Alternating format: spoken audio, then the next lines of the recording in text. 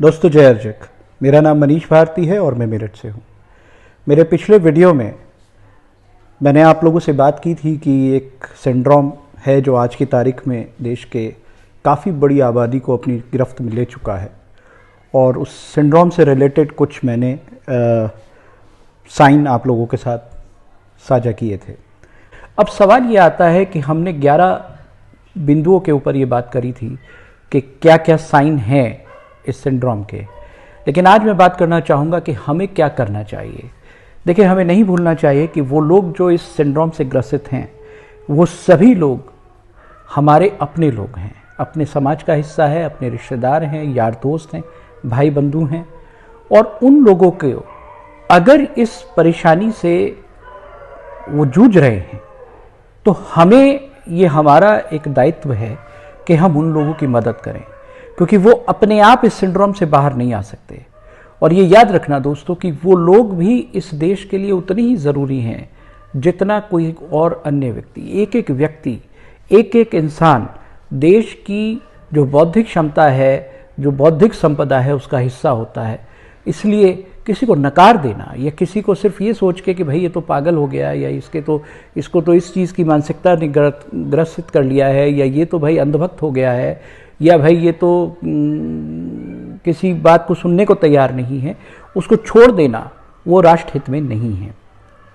इसलिए हमें ये करना चाहिए कि हमें उन लोगों से नफरत नहीं करनी है, हमें उन लोगों पे गुस्सा नहीं करना है, हमें उन लोगों को उकसाना नहीं है, बल्कि हमें सही तर्क और वैज्ञानिक तरीकों से उनको धीरे धीरे इस सिंड्रोम से बाहर लाना है।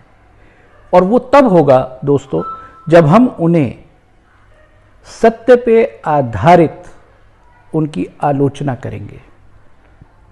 जी, जब हम सत्य पे आधारित वैज्ञानिक दृष्टि से जांची परखी चीज़ों के आधार पर उनकी आलोचना करेंगे, वैज्ञानिक चीज़ों को आधार बना के हम ये बताएंगे कि भाई देखिए आपके ये तथ्य गलत हैं, चाहे वो किसी भी संदर्भ में क्यों ना हो, चाहे वो आंकड़े हों और चाहे वो विज्ञान का कोई और पक्ष हो।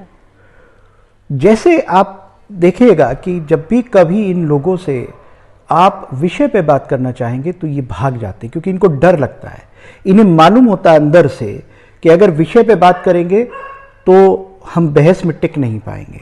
उनको पता होता है कि वो गलत हैं, लेकिन वो बहस इसलिए कर रहे होते हैं आपसे क्योंकि वो खुद एक बीमारी के शिकार हैं, एक सिंड्रोम के शिकार हैं। इसलिए वो आपसे उल्टी सीधी बहस, उल्टे सीधे तर्क देंगे। लेकिन आपको निरंतर ये कोशिश करनी है कि वो लोग जो इस परेशानी से जूझ रहे हैं उनको आप सत्य से अवगत कराएं, उन्हें सच्चाई बताएं, उन्हें सही मायने में सही आंकड़े दिखाएं, सही डाटा दिखाएं, और सही तर्कों के आधार पर उनको धीरे धीरे ये सोचने पे मजबूर करें कि वो जो सोच रहे हैं वो गलत है। अगर एक बार भी किसी एक व्यक्ति ने आपकी बात को ठंडे मन से, ठंडे दिमाग से सोचना शुरू कर दिया तो समझ लीजिए कि इस सिंड्रोम से निकलने का पहला रास्ता खुल गया है। क्योंकि हमें याद रखना पड़ेगा कि आम आदमी की जो लड़ाई है वो लड़ाई एक विचारधारा से तो है ही, साथ ही साथ एक बहुत बड़ी ताकत है उस विचारधारा के पास, और वो है मीडिया। क्योंकि जितनी मेहनत आप उन लोगों के साथ करोगे, शाम को जब वो 1 घंटा उस टेलीविज़न को देखेंगे तो आपकी सारे दिन की मेहनत वो खराब कर देगा। इसलिए हमारी जिम्मेदारी बनती है एक सच्चे राष्ट्रवादी के तौर पर, एक सच्चे समाजवादी के तौर पर, एक ऐसे व्यक्ति के तौर पर जो समाज में राष्ट्र को ऊपर रखना चाहता है किसी भी व्यक्ति से। हमें नहीं भूलना चाहिए कि चौधरी महाराज सिंह भारती ने एक बहुत खूबसूरत बात कही थी कि देश नीतियों से चलता है, नेताओं से नहीं। और हम पूरी तरह से इस बात पे यकीन करते हैं कि जो नीति होगी उसके आधार पे देश चलेगा।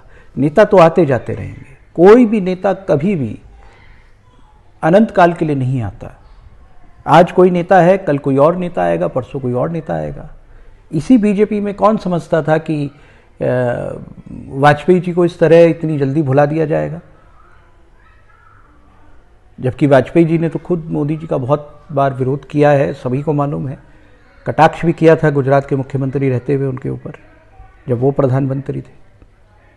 कौन जानता था कि आडवाणी जी का ये हाल हो जाएगा। तो कल को मोदी जी का क्या हाल होगा ये कोई नहीं कह सकता।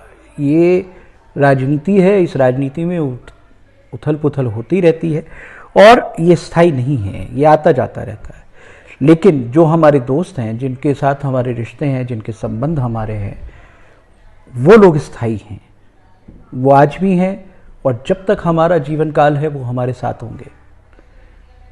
इसलिए उनकी चिंता करनी ज़रूरी है, उनको ठीक करना ज़रूरी है, उनसे बहस नहीं करनी है, उनको अपमानित नहीं करना है, उनका मजाक नहीं उड़ाना है, सिर्फ उन्हें सही तर्कों के साथ ये सोचने पे मजबूर करना है कि जो बातें आप कह रहे हैं वो सही हैं। इस उम्मीद के साथ कि हम इस राष्ट्र को जल्दी ही इस सिंड्रोम से बचा ले जाएंगे, अपनी लड़ाई को जारी रखेंगे। जय हर्जक, जय भारत, जय समाजवाद।